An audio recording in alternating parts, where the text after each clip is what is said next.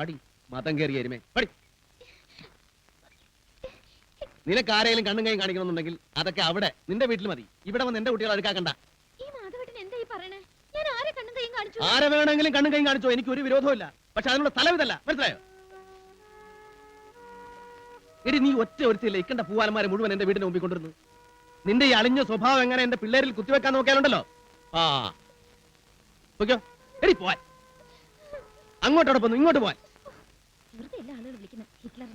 എന്താ എന്താ നീ വിളിച്ചത്? നീ ഒന്നും വിളിച്ചില്ലേ? നീ ഹിറ്റ്ലർ എന്ന് വിളിച്ചില്ലേ? ഹിറ്റ്ലർ കിണുങ്ങല്ലേ കിണുങ്ങല്ലേ കിണുങ്ങല്ലേ. അയ്യോ ഇല്ല മാധവേട്ടാ, സത്യമായിട്ട് ഞാൻ വിളിച്ചില്ല. ഹിറ്റ്ലർ ഞാൻ കേട്ടിട്ട് പോലുമില്ല. ആരേ ഹിറ്റ്ലർ? നിർത്തറി ഒറ്റ വീക്കിയാൻ വെച്ചു. അയ്യോ എന്റെ കണ്ണ്,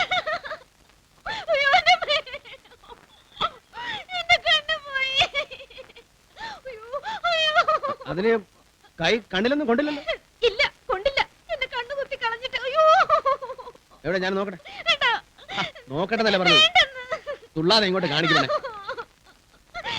നോക്കട്ടെ എന്നല്ലേ പറഞ്ഞത്. കിടന്ന് ചാടല്ലേ ഇവിടെ.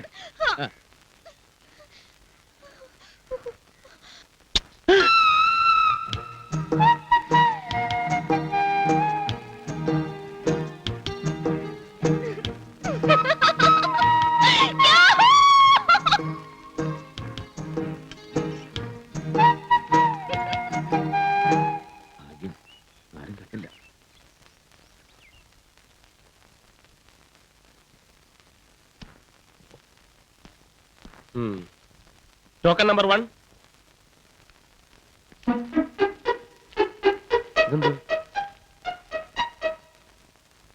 നീ അല്ല വേറെ ആളാ. എന്തു അടയെ കൊണ്ടുവന്ന് നീട്ടി പിടിച്ചിരിക്കുന്നത്? ആപ്ലിക്കേഷൻസ്.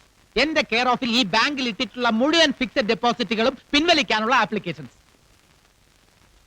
ക്ലോസ് ചെയ്തിട്ട് ക്യാഷ് എടുക്കാം. ആദ്യം നീ അങ്ങോട്ട് മാറിയേ. മേടിച്ചോ. ചെക്ക് കൊടുത്ത് കാശ് മേടിക്കാനുള്ള മേടിച്ചോ. ഈ ബാങ്ക് ഇപ്പൊ പൊളിയും. ഇവിടെയുള്ള മുഴുവൻ ഫിക്സഡ് ഡെപ്പോസിറ്റുകൾ എന്റെയാ. അതെല്ലാം ഞാൻ പിൻവലിക്കാൻ പോവാ.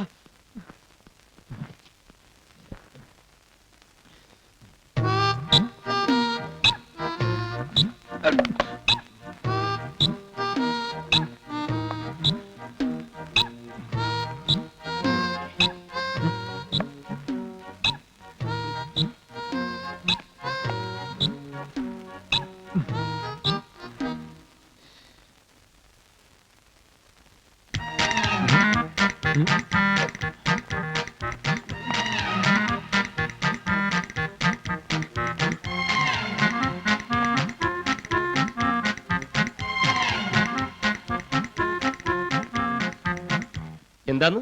നിന്റെ ഫിക്സഡ് ഡിപ്പോസിറ്റുകൾ അത്രയും നിനക്ക് പിൻവലിക്കണം. അത്രയല്ലേ ഉള്ളൂ. ഇങ്ങനെ കൊണ്ടുവയ്ക്കോ. നിന്റെ മുഴുവൻ ഫിക്സഡ് ഡിപ്പോസിറ്റുകളും കൊണ്ടുവയ്ക്കോ. അതോടെ നിന്നെ കൊണ്ടുള്ള തലവേദന തീരുമല്ലോ. എന്ത് കാര്യത്തിലാണ് ആ കുരങ്ങ നീ ആ തുളസിയുടെ പിന്നാലെ എന്ന് മാധവേട്ടന്റെ മുമ്പിൽ ചാടിക്കൊടുത്തത്? ഇനി നിന്റെ കൂടെ കണ്ട എന്റെ കഥ കൂടെ കഴിക്കുമെന്ന് അയാൾ പറഞ്ഞിരിക്കുന്നത്. പറഞ്ഞാ എങ്കിൽ കണക്കായി പോയി.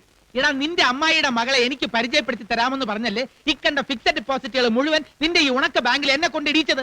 ഒടുക്കൻ ക്ഷമ നഷ്ടപ്പം ഞാൻ കയറി മുട്ടി. ഇപ്പൊ സകലം മുട്ടിയല്ലോ. നിന്നെ കൊണ്ട് ഡിപ്പോസിറ്റ് ഒക്കെ ഇവിടെ ഇടിപ്പിച്ച് എന്തിനാ? എനിക്ക് വേണ്ടിയാ. ഇടാ ഇതൊക്കെ കാണിച്ച് മാധവേട്ടന് നിന്നെ പറ്റി ഒരു ഇംപ്രഷൻ ഉണ്ടാക്കിയെടുക്കാനായിരുന്നു. ഒടുവിൽ മാധവേട്ടനെ കൊണ്ട് ഞാൻ പറയിപ്പിക്കുമായിരുന്നു. ആ ഹൃദയഭാനു എത്ര നല്ല പയ്യൻ, എന്ത് റിച്ചാണ് അവൻ. നമുക്ക് നമ്മുടെ തുളസിക്ക് വേണ്ടി അവനെ ആലോചിച്ചാലോടെ നശിപ്പിച്ചില്ലേ. അയ്യോ ഇനി ഇപ്പൊ അയ്യോ പത്തൊന്നും വിളിച്ചിട്ട് കാര്യമില്ല.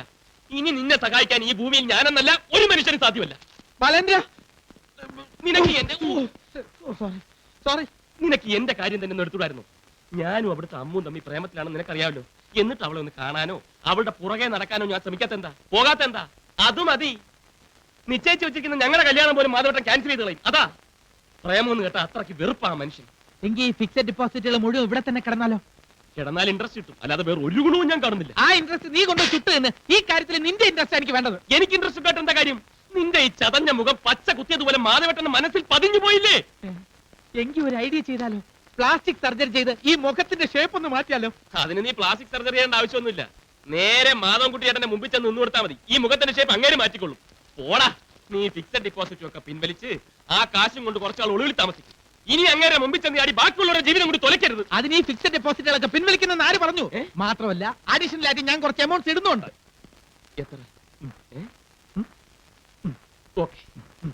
ഓക്കെ